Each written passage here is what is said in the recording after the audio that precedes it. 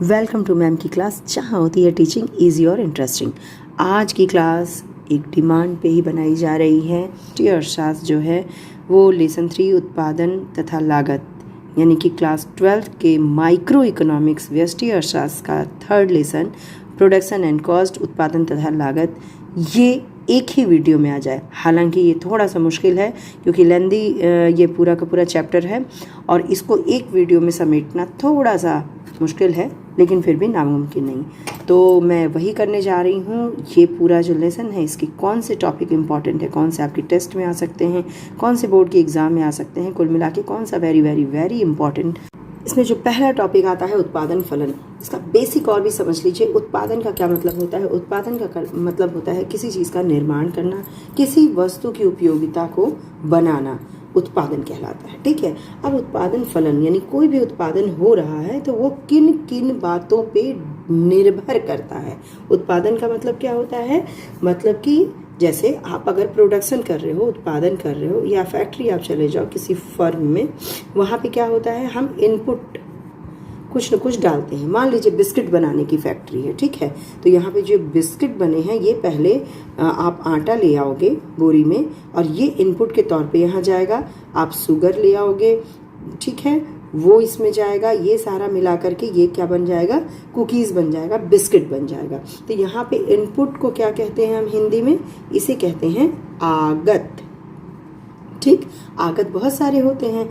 यहाँ पे जैसे आटा है, शुगर है, ये कच्चा माल कहलाता है। फिर साथ ही साथ श्रम लगेगा, कोई ना कोई मजदूरी करेगा, इस पे काम करेगा, श्रम लगाएगा, ठीक है, तो ये श्रम भी लगेगा। तो यहाँ पे मेनली जो होता है दो तरह के, अब इनको जो है श्रम और ऊपर से मशीन भी लगेगा। तो कई चीज़ें होती हैं इनपुट यानी कि आगत, और ये जो बन के आया बाहर जो निकला ये क्या है? आउटपुट, यानी ये बाहर निकला बन करके, इसको कहते हैं निर्गत।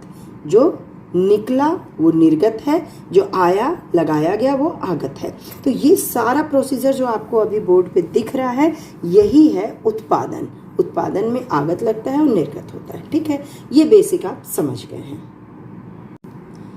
उत्पादन फलन उपयोग में लाए गए आगतों यानी कि मैंने अभी बताया आपको इनपुट्स, और फर्म द्वारा उत्पादित निर्गतों यानी कि आउटपुट्स, इनके मध्य के संबंध को दिखाता है। यानी कि अगर उत्पादन फलन को QX से हम लिखेंगे तो यहाँ पे फंक्शन ऑफ ये क्या है? L है और K है। मेन क्या है? श्रम है और पूंजी। पूंजी में कच्चा माल, मशीन, भूमि, फैक्ट्री सब कुछ आ जाता है। तो ये पूंजी और श्रम, इन दोनों पे ही निर्भर करता है उत्पादन। ठीक, तो उत्पादन जो है, उत्पादन जो है किसका फलन है? श्रम और पूंजी का। इसी को आप लिखेंगे, यही हो गया आपका उत्पादन फलन। तो उत्पादन का फलन में क्या है कि उत्पादन में उपयोग में लाए गए आगतों तथा फर्म द्वारा उत्पादित निर्गतों के मध्य का संबंध। ये संबंध दिखा रहा है कि जैसे जैसे L बढ़ेगा या K बढ़ेगा तो ये भी बढ़ेगा, सीधा संबंध है, ठीक है। तो ये आप अगर उत्पादन फलन आता है तो आप इतना ही लिखेंगे। दूसरा इंपॉर्टेंट टॉपिक है उत्पादन में समयावधि, concept of time period in production, यानी कि उत्पादन में समय जो लगता है उसके आधार पे कितने टाइप की अवधि होती है। ये होती है 3 तरह की: अति लघु अवधि वेरी शॉर्ट पीरियड, लघु अवधि शॉर्ट पीरियड, और दीर्घ अवधि यानी लॉन्ग पीरियड। तो ये किस आधार पे होता है? तो देखिए, अति लघु अवधि हमने क्या बताया? उत्पादन में समयावधि। उत्पादन में जो अति लघु अवधि होती है इसमें हम चेंज जो है नहीं कर सकते। किसमें चेंज नहीं कर सकते?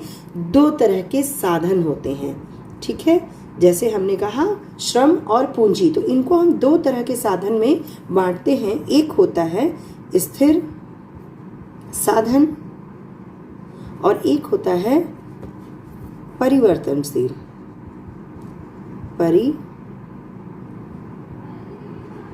परिवर्तनीय साधन यानी चेंजेबल वेरिएबल, ठीक है। स्थिर साधन यानी कि जो स्थिर रहते हैं, जैसे इसमें क्या आता है? भूमि, ठीक है, भवन, मशीन, इनको हम रोज रोज चेंज नहीं करते हैं। भाई एक फैक्ट्री आपने बैठाई, उसमें ज़मीन लिया या फिर फैक्ट्री बनवाया या मशीन ले लिया, तो रोज रोज आप मशीन चेंज नहीं करते हो।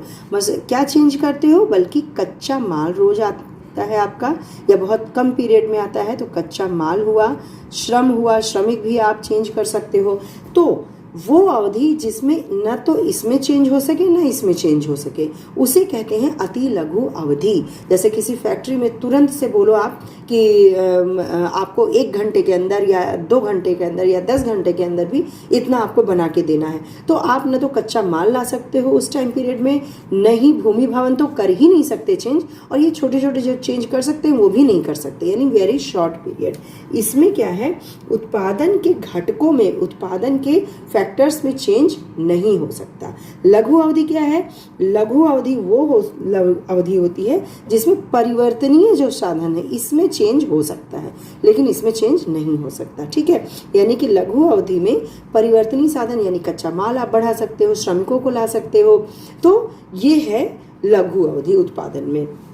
ठीक, दीर्घ अवधि क्या होती है, दीर्घ अवधि में इसमें भी चेंज कर सकते हैं, इसमें भी दीर्घ यानी लॉन्ग पीरियड है। आप चाहे तो वो जो आप फैक्ट्री में काम करा रहे थे उसको बेच करके दूसरी फैक्ट्री ले लीजिए, या मशीन आप चेंज कर लीजिए, टेक्नोलॉजी चेंज कर लीजिए। तो ये क्या है, दीर्घ अवधि है जिसमें स्थिर और परिवर्तनीय दोनों साधनों में चेंज हो सकता है। तो दैट्स इट, इससे ज्यादा आपको नहीं लिखना है। इन दोनों को आप समझिए। स्थिर साधन क्या होते हैं, परिवर्तनीय साधन। स्थिर साधन वो होते हैं जो इसमें हम, जैसे भूमि भवन मशीन, जिसे हम बार बार चेंज नहीं करते। परिवर्तनीय साधन जिसमें हम चेंज कर सकते हैं, और इसी पे डिपेंड है अवधि, यानी कि अति लघु अवधि क्या होता है, जिसमें हम दोनों में ही चेंज नहीं कर सकते, हमारे पास इतना टाइम नहीं है भाई साहब। लघु अवधि थोड़ा टाइम है तो हम केवल परिवर्तनीय को कर सकते हैं, क्योंकि ये चलायमान है, कच्चा माल खत्म हो जाता है, आ सकता है, श्रमिक लेबर चौराहे पे मिल जाएंगे, वहां से आ सकते हैं, उनको निकाला भी जा सकता है। और दीर्घ अवधि क्या है, दोनों को ही चेंज कर सकते हैं, हमारे पास इतना पर्याप्त टाइम है।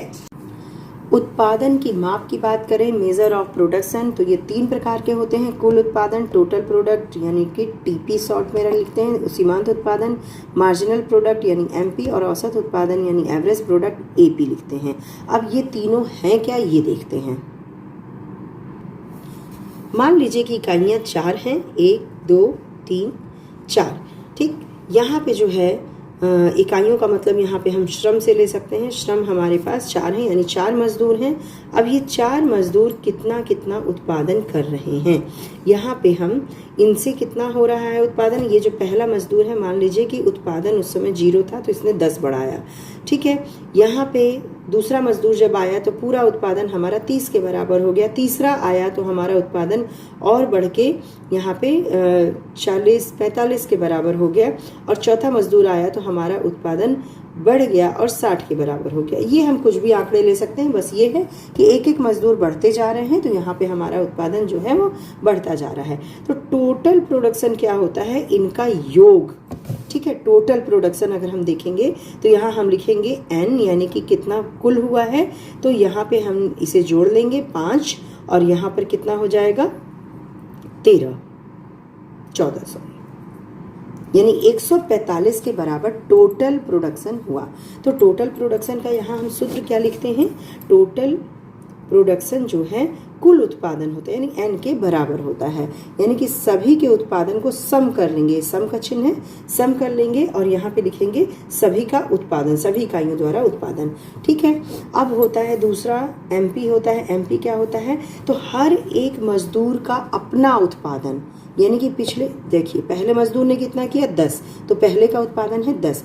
दूसरे मजदूर ने कितना किया, आप कहेंगे 30, नहीं, 30 में ये 10 इंक्लूड है, तो इसने कितना किया 30 माइनस 10, इसका 10 ये निकाल लेगा, बोलेगा भैया ये 10 तो तुमने किया था, मैंने कितना किया, तुम्हारा मैं निकाला और मुझे मिला 20, यानी कि ये दूसरा मजदूर जो है वो 20 के बराबर का सीमांत उत्पादन कितना है, इसका 20 है, यानी स्वयं उसका। अब अगले मजदूर ने 45 यहाँ दिख रहा है, ये टोटल प्रोडक्शन है। ठीक है, तो 45 जो है वो कितना है तीसरे मजदूर का, तो 45 में से हम क्या घटा देंगे 30, जो पिछले वालों ने किया है, तो यहाँ पे हम माइनस 30 करेंगे।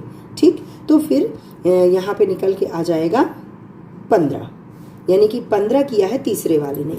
चौथे ने कितना किया, तो यहाँ 60 में से हम सीधे सीधे 45 निकाल देंगे, यानी कि तो यहाँ हम क्या देख रहे हैं कि MP जो है यानी कि मार्जिनल प्रोडक्ट जो है वो कितना, पहले वाले मजदूर का आया 10, दूसरे का 20, फिर 15 और चौथे मजदूर का 15 आया। तो ये हमारा मार्जिनल प्रोडक्ट होता है। मार्जिनल प्रोडक्ट का सूत्र इस तरीके से क्या हम लिख सकते हैं, TP यानी टोटल प्रोडक्शन जो है उससे माइनस TP n-1 यानी ठीक पहले का, TP जो है यानी टोटल प्रोडक्शन जो है उससे ठीक पहले का n-1 मैंने यहाँ लिखा हुआ है। तो ये इसका सूत्र हो जाता है कि जो है वो n है और उससे पहले यानी -1 उससे ठीक पहले से हम माइनस कर लेते हैं, यहाँ माइनस का चिन्ह है। ठीक है, ये है टोटल प्रोडक्शन। अब है एवरेज प्रोडक्शन यानी कि औसत उत्पाद। तो औसत उत्पाद का सीधा सीधा सूत्र होता है क्या, किसी भी औसत को निकालने के लिए हम टोटल को उसकी संख्या से भाग दे दें।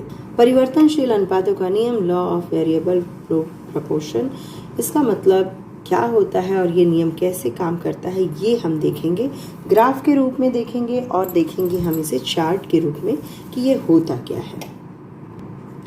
अब मान लीजिए आपका फर्म है, फैक्ट्री है, वहाँ पर आप उत्पादन करना चाहते हो और वहाँ पर आप क्या करते हो, श्रम को लगाते हो यानी मजदूरों को बुलाते हो। ठीक है, आपके पास पूंजी भी है यानी कि मशीन भी है, तो K भी है L भी है। अब आप यहाँ पे इन दोनों को लगा करके क्या निकालोगे, आउटपुट निकालोगे। ठीक है, ये इतना हमारा पूरा प्लान रहता है।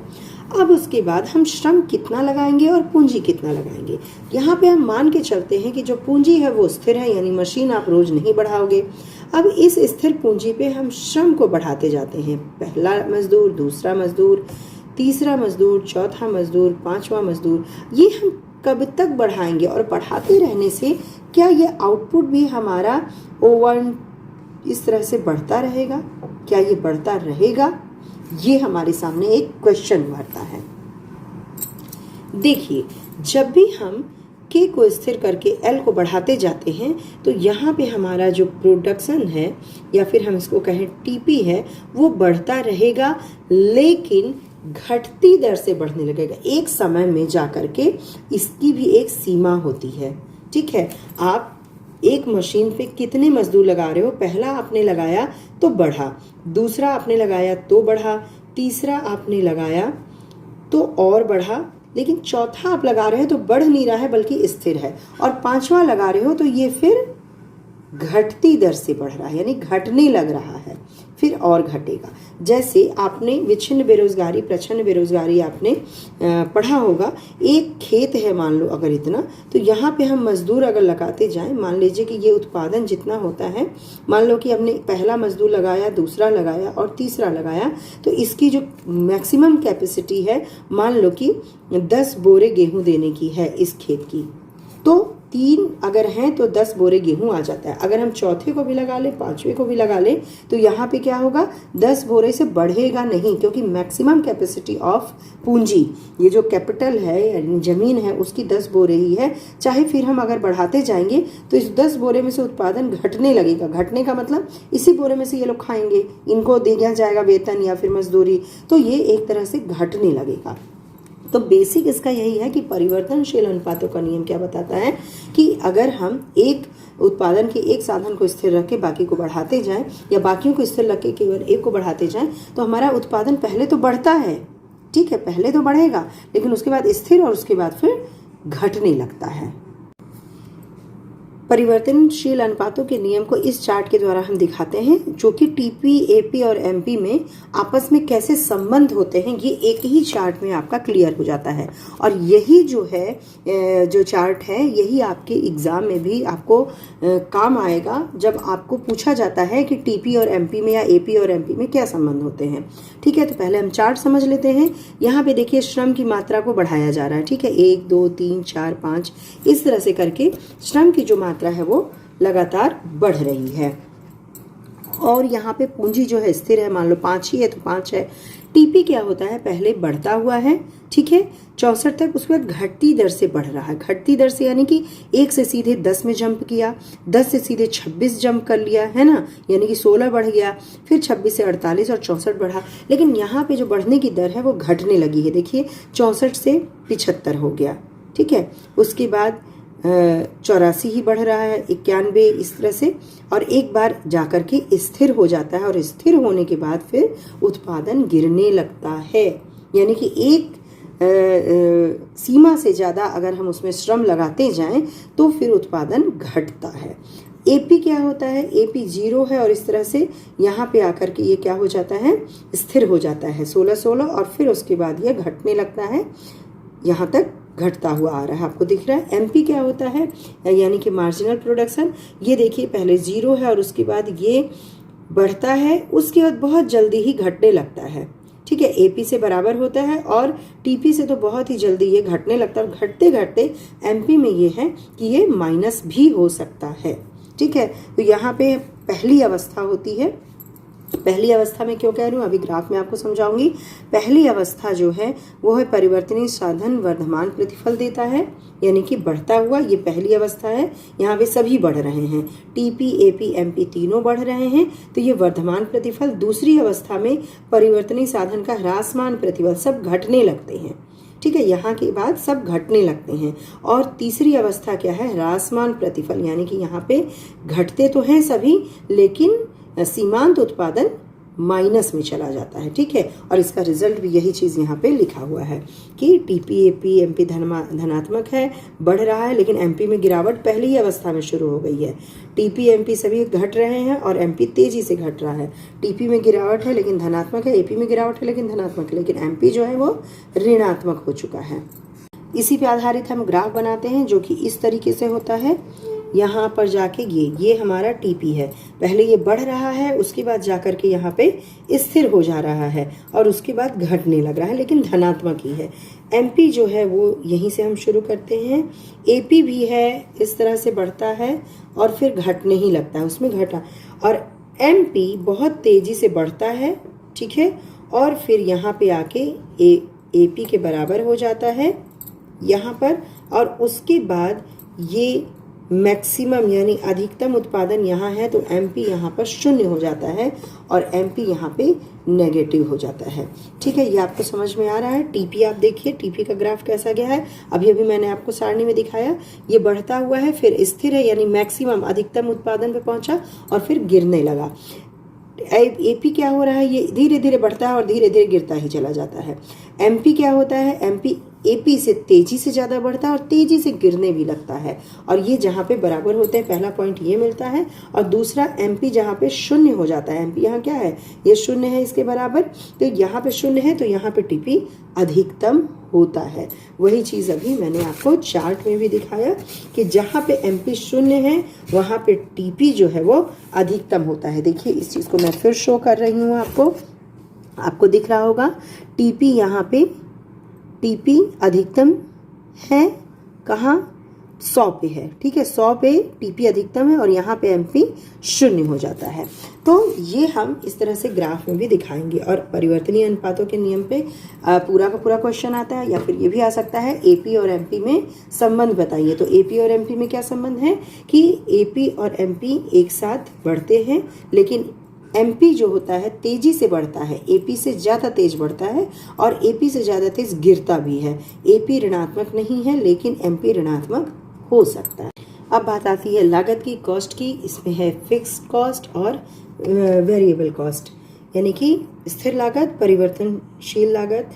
स्थिर लागत क्या होता है, लागत पहले क्या होता है ये समझ लेते हैं। उत्पादन में जो लागतें लगती हैं, उत्पादन की क्रियाओं में जो आपने व्यय किया है, आपने खर्च किया है, वो लागत कहलाता है।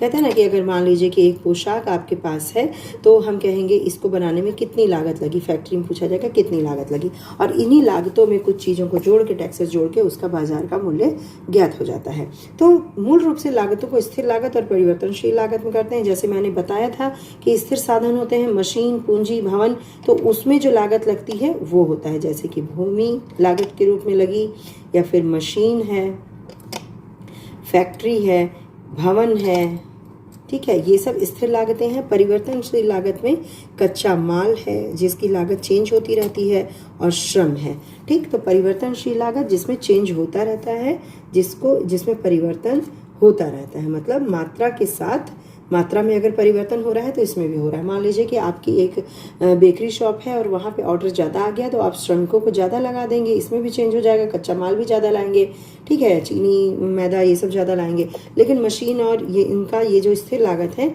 ये यहाँ पे अल्पकाल में नहीं चेंज होती है। थोड़ा अगर समय है तो इसमें चेंज नहीं किया जा सकता है, इसको हम स्थिर लागत कहते हैं। तो यहाँ पे अगर हम कुल लागत की बात करें कि कुल लागत क्या होती है, तो कुल लागत क्या होती है, टोटल कॉस्ट फिक्स कॉस्ट होती है, यानी स्थिर लागत फिक्स्ड कॉस्ट, और यहाँ पे परिवर्तन वेरिएबल कॉस्ट, ठीक है। टोटल फिक्स कॉस्ट और टोटल वेरिएबल कॉस्ट, इसको जब करते हैं तो ये टोटल कॉस्ट आता है। जाहिर सी बात है भाई कि टोटल कॉस्ट क्या है, तो वेरिएबल परिवर्तनशील लागत और स्थिर लागत है। इसमें प्रश्न उठता है औसत लागत और सीमांत लागत में क्या संबंध है, तो इसके लिए हम एक ग्राफ बना लेते हैं। औसत लागत यानी कि जितनी लागत है उसमें मजदूरों की संख्या से भाग उत्पादन से भाग दे देते हैं। तो यहाँ पे ये औसत लागत यहाँ पे AC इस तरह से जाता है, और यहाँ पे हम क्या देख रहे हैं, इतनी औसत लागत है और उत्पादन इसके अकॉर्डिंग इतना हो रहा है। इधर हम उत्पादन लेते हैं, ठीक है, इधर हम क्या लेते हैं, एवरेज कॉस्ट और मार्जिनल कॉस्ट लेते हैं। तो इतना अगर एवरेज कॉस्ट लग रहा है तो उत्पादन हमारा इतना हो रहा है, ठीक है। अब यहाँ पे जो MC होता है यानी कि मार्जिनल कॉस्ट, उसमें बढ़ने की कैसे होती है, ये बहुत जल्दी इसके नीचे रहता है लेकिन फिर इसके ऊपर रहता है, मार्जिनल कॉस्ट बढ़ता है। मार्जिनल कॉस्ट का मतलब प्रति मजदूर कितना कॉस्ट लग रहा है, कितना एक एक उत्पादन की इकाई के साथ कितना कॉस्ट हमारा बढ़ रहा है। जैसे मैंने अभी प्रोडक्शन में बताया, तो प्रति इकाई उत्पादन पे कितनी लागत लग रही है वो होता है मार्जिनल कॉस्ट। ये तो इन दोनों में क्या संबंध हमें दिख रहा है कि औसत लागत के कम होने पर सीमांत लागत भी कम हो रही है। ये दोनों कम हो रहे हैं, औसत और सीमांत लागत, क्योंकि प्रोडक्शन बढ़ रहा है, बहुत अच्छा लग रहा है, फैक्ट्री में आपके उत्पादन बढ़ रहा है, तो ये लागतें भी कम हैं। फिर उसके बाद औसत लागत बढ़ने लगती है और सीमांत लागत हमेशा औसत लागत से अधिक बढ़ता है, ठीक है। सीमांत लागत का जो कर्व होता है औसत लागत कर्व को उसके न्यूनतम बिंदु पे काटता है यहाँ। और आप कहाँ पर उत्पादन करेंगे ये बताइए। आप उत्पादन करेंगे सबसे कम लागत जहाँ लग रही है। भाई आप ज़्यादा लागत थोड़ी लगाएंगे, आपको लाभ कमाना है, तो लागत यहाँ सबसे कम लग रही है और यहाँ पे मार्जिनल कॉस्ट और एवरेज कॉस्ट एक दूसरे को टच कर रहे हैं, यानी यहाँ दोनों ही आपके फेवर में हैं, तो यहाँ हम उत्पादन करेंगे।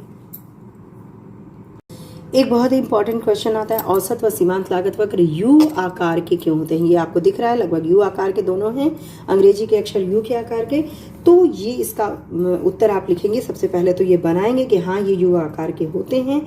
तो ये इसलिए U आकार के होते हैं क्योंकि मान लीजिए फैक्ट्री में उत्पादन का जो शुरुआती चरण है उसमें लागत जो होती है कम रहती है। उत्पादन खूब होता है, लागत हमारी कम होती है, ठीक है। जितनी कैपेसिटी है मशीन की लेने में जो लागत लग रही है वो कम आती है क्योंकि उत्पादन यहाँ ज़्यादा होता है। अभी मैंने पढ़ा, हम लोगों ने पढ़ा ना, अभी देखा कि उत्पादन ज़्यादा होता है शुरुआत में तो लागत कम होती है, ठीक है। इसके बाद स्थिर होने लगती है, ये लागत जो है वो स्थिर होके यहाँ आ जाती है और अंत में औसत लागत और सीमांत लागत दोनों बढ़ने लगते हैं। जब उत्पादन बढ़ता है तो क्या होता है कि एक सीमा, मैंने क्या आपको अभी बताया, सीमा, एक सीमा होती है प्रोडक्शन की। आपके मशीन की जितनी कैपेसिटी है, मान लीजिए आपका मशीन 100 का उत्पादन कर रहा है, 100 टन का उत्पादन कर रहा है आपकी मशीन, यानी के को मशीन लेते हैं, ठीक है। तो आप अगर यहाँ बढ़ाते जा रहे हो L को, तो 100 के बाद जब ये L मान लीजिए आपके 50 मजदूर लग गए तो 100 टन उत्पादन हो रहा है, लेकिन फिर आप 60 और 70 मजदूर लगाएंगे तो 100 टन से ज़्यादा उत्पादन तो नहीं होगा, लेकिन इनकी मजदूरी देने में यहाँ जो प्रोडक्शन है वो भी चला जाएगा, यानी लाभ आपका कम हो जाएगा, यानी लागत आपकी ज़्यादा बढ़ जाएगी। तो एक सीमा के बाद जब अधिकतम हो जाता है तो ये दोनों ही लागतें बढ़ने लगती हैं। और ये होता क्यों है? क्योंकि भाई बचत जो है वो प्राप्त नहीं हो रही है। आपने क्या कहा था कि 100 का उत्पादन करेंगे और इसमें से हम जितना कम देना पड़े, यानी लागत मान लो कि आपका एक ही मजदूर से काम चल रहा है, 10 ही रुपया देना पड़ रहा है, तो आपकी बचतें 90 हो जा रही हैं, लेकिन 20 देना पड़ रहा है तो 80 हो रही हैं। इसी तरह जैसे जैसे मजदूर बढ़ाते जाएंगे यही घटेगा। किसके बाद घटेगा? मैक्सिमम के बाद, मतलब कि इस 100 टन को उत्पादन करने में 50 तो लगेंगे ही लगेंगे, तो 50 तक की स्थिति ये है यहाँ, ठीक है। इसके बाद अगर आप बढ़ा रहे हैं मजदूरों को तो ये घटने लगे, यानी लागत आपकी बढ़ने लगेगी। तो यही औसत और सीमांत लागत वक्र के यू आकार होने का कारण है कि पहले लागतें कम होती हैं, उसके बाद स्थिर और उसके बाद बढ़ने लगती हैं। तो कोई चीज़ पहले कम हो रहा है, फिर स्थिर और फिर बढ़ रहा है, तो ये आकार कौन सा मिला? यू का आकार। तो भाई उत्पादन व लागत का क्विक रिवीजन मैंने करा दिया है। अगर किसी का टेस्ट है मंडे को और या एग्ज़ाम है या कुछ भी ऐसा है तो आप इससे फ़ायदा उठा सकते हैं। इस वीडियो को देखिए, अगर अच्छा लगे तो लाइक कीजिएगा, न्यू हो तो सब्सक्राइब कीजिएगा और ज़्यादा से ज़्यादा शेयर कीजिएगा। प्लस जो इस पर मेरा डिटेल में वीडियो बना है वो भी मैं डिस्क्रिप्शन में लिंक दे दूँगी उसका, आप उसको भी जा करके देख सकते हैं। अब क्विक रिवीजन के लिए ये वाला वीडियो मैंने आप लोगों के लिए बनाया था। तो चलिए मिलते हैं अपने अगले वीडियो में। Good bye, take care.